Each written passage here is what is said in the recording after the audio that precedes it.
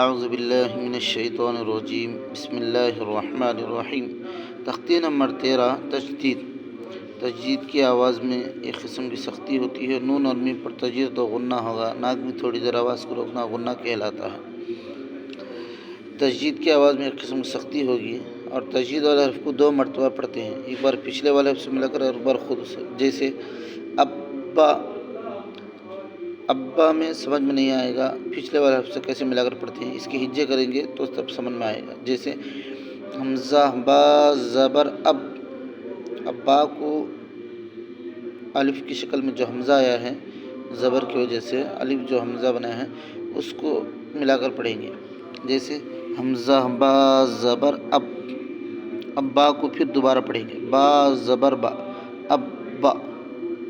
یہ ہے تجدید والے حرف کو 2 مرتبہ پڑھتے ہیں۔ اب نون اور میم پر تجدید و غنہ ہوگا جی، نون پر تجدید ہے اور میم پر تجدید ہے، یہاں پر غنہ ہوگا، یہاں پر ہی نہیں، نون اور میم پر کہیں پر بھی تجدید آئے تو غنہ ہوگا، جیسے یظن ثم، یظن